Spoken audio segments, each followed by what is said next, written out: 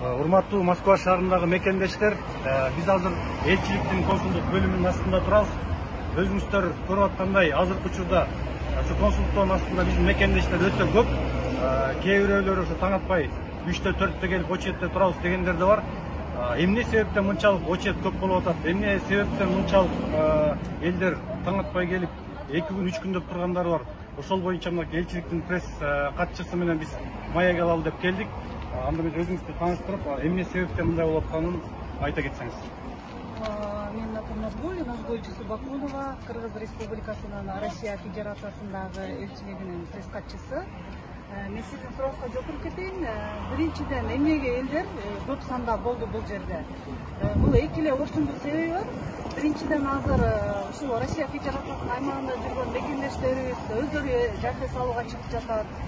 Балдары жайкай салууга чыгып жатат. Анан балдарын алып алып Кыргызстанга кетишет.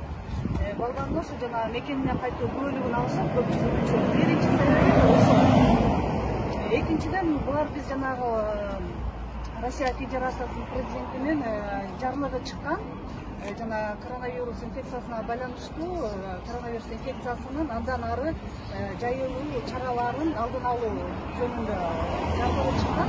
Ал жарлыкка ылайык 15-июнда жанагы документи туура эместердин баарысы болгон документтерди ретке келтириш керек, туура эмес документтерин каттоосу жок болсо каттоого туруш керек. Паспорттун мөөнөттөрү өтүп кетсе мөөнөтүн узартыш керек, жаңы паспорт алыш керек. Балдарын документтештириш керек.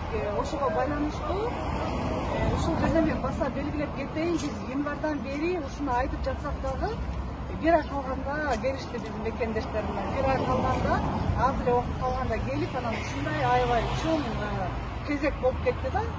Анан үчүнчү себеби бизде жаңы система иштеп баштады.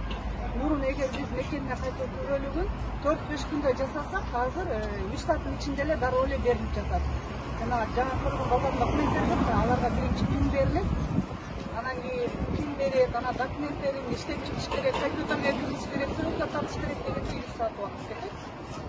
Зато жана мекенине кайтуу күбөлүгүн алып кетип калышат. Өзүңөр көрүп тургандай, мындан 1-2 күн мурун тегип жаткан бул жака кезекке тургандар болчу. Азыр болсо азайып калды. Кечээ канча кызматкер иштеп атат? Бизде азыр социалдык үйүндөрдө 2 окошко иштеп атат деген маалыматтар таралып атат. Бул деген туура эмес маалымат. Көрсөттүңүзбү өз көзүңүздөн? Сөзсүз түрдө жүрүңүздөр, биз көрсөтөлүп, канча окошко, канча кызматкер иштеп атат.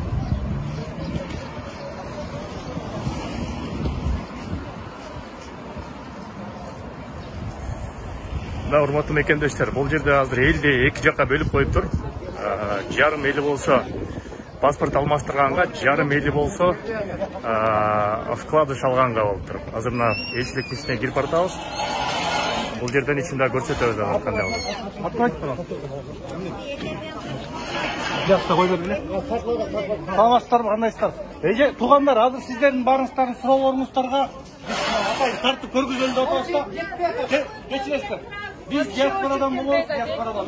Diasporanın yetekçisi de geldi. Hazır toluk malumatı belirledi. Diaspora Kengeş'in yetekçisi de geldi.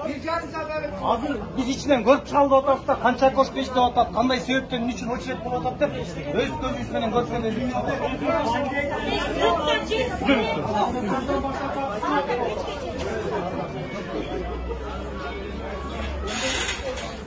Mına bul жерде накопительдер күтүп отурат. Мына кичинекей жаш балдар менен келип атышат, боюндагы келиндер бар. Ошолорго бул жакка билги сатабыз, эшикте турбасын депчи. Анан кезексиз киргизгенге аракет кылдык, бирок ушул эле жерде турган биздин жарандарыбыз каршы болуп, жок кезек менен кирсиндер. Кезекке кандай турат адамдар? Электронный очередке же мындай живой списокку? Жок. Ушул жерден келип эле ооба, бир жагында мисалы паспорт боюнча турушат, бир жагында болчу мекенине кайтуу күбөлүгү СВР боюнча кезекке турушат. İçin göremem ben. Eceke, bu жерде sıra görüp attık. Tanıştan gibi görüp attık. Tanışlarının alıp kirip kettat. Emne dersler bu? Sağırtan beri turarız, erteden beri. Aç kola. андай болушу мүмкүн эмес. Мынакей эже эрте менен келген балдары менен жаш балдары менен тураттар эже. Эмне дейсиз? Эже, отурсаңыздар, мен суроо берейин. Кандай себептен айтып атасызбы? Очерети жок эле кирип кетип атат деп. Факт барбы? Вторниктен бери 3 жыл отурат. Мүмкүн бир неме менен кетип аткан чыгат. Онлайн отдельный чакырып өздөрү отдельный чакырып коюп балдарыбыз менен карап турат. Мен ушул жерде түшүндүрмө берип кетейин. Эмнеге дегенде 2-3 күндөн бери ошол биз ушундай башаламындык болуп кеткенде бул жерге бир кызматкер атайын турган, кагазда кезекке жазып баштаган. Анан чыгып ошол кагаз боюнча, кезек боюнча чакырып киргизип атат. Анда биздин неге чакырып? Сиздин атыңызды жазып бериңиз. Биз кайсы күнү, кайсы кезекке жазылдыңыз? 50-нчи очередь болуп, паспортко жазылдым. Мен ошол турганмын. Жоқ, мынандай да 17-ші жылғы мен 3,5-ға кел деп жазған. Уже 3,5-дан өтіп кетті.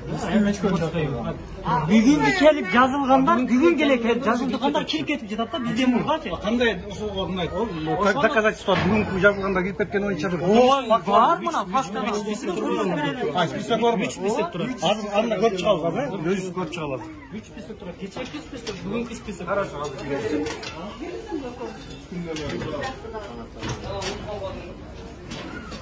Жоқ.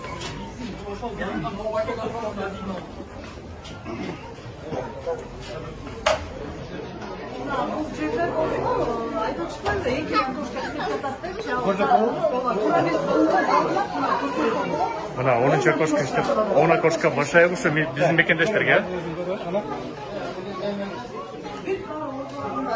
10-чы окошко. Бул жактан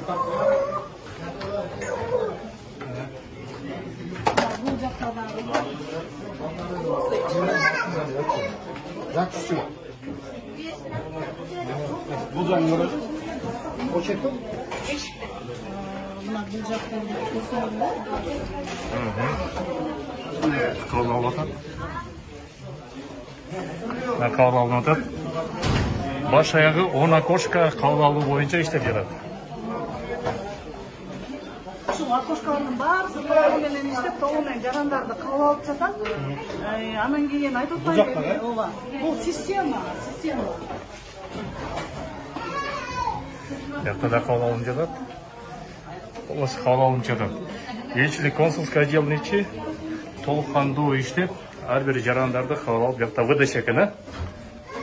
Байкелер, бир суроо бар силерге. Канчадан бери очередте турасыздар? Очеред менен кирдиңиздерби, кандай болду? Очеред менен кечекеден алган очередте кечекеден бери тургандар бар. Жок, очеред менен кирдиңизби? Очеред менен кирдим. Так, биринчи очеред Сиздер очеред менен кирдиңиздерби? Электронный очеред менен келиңиздер, э? Азыр сырттан мекендештер айтып атат да, очереди жок киргизип атат, очереди жок кирип кетип атат деген. Андай жок. Андай жок. Электронный очередь тезирээк кирип кете берип атат. 5 күн мурда туруп келип, жазылып кеткен, кабинага кирип, очередке жазылып кеткендер күтүшүп атат. Лишний время. Электронный очередь VIP. Биринчи электронный очередке турганды киргендер, ошолор баягы келип очереди жок.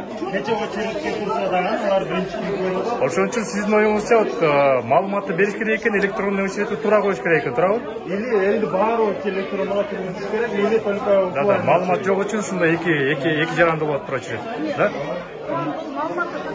Мен четверг күнү очередке туруп кетем. Паспортта электрондук очередте кезекке турушат паспортта. Электрондук кезекке туруп анан келишет. Кыз болсо бизге маалымат жеткен жок деп атпайбы? Ал мекенине кайтып көрөлүк, ал катып башка. Да. Анан бул ошондон электрондук кезекке тургандар кирип атат да, эгер болсо ойлоп атат да ошондой. Значит, эки очередь получается, эки башка очередь экен. Паспорт алгандар өзүнчө, анан кийин кичинекей нарселерге вкладыш алгандар өзүнчө.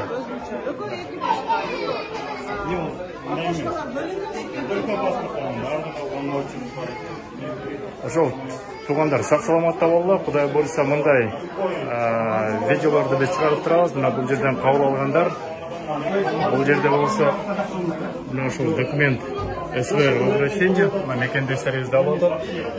Кыскасы 10 окошко иштеп атат.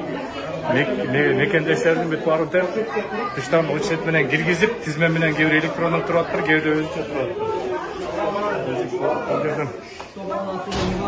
Аким аке, бир суроо. Саат канчага чейин иштеп атасыңар?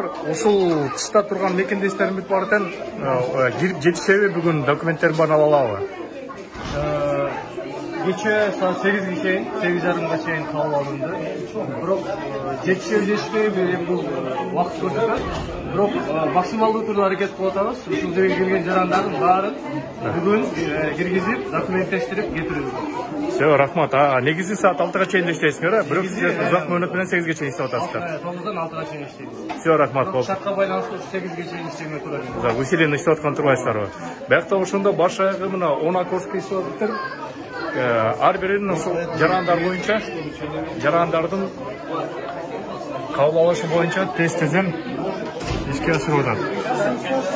Ошо мекендештер, дагы жаңылык болсо мен силерге айтып турабыз. Сак саламат болуңуздар.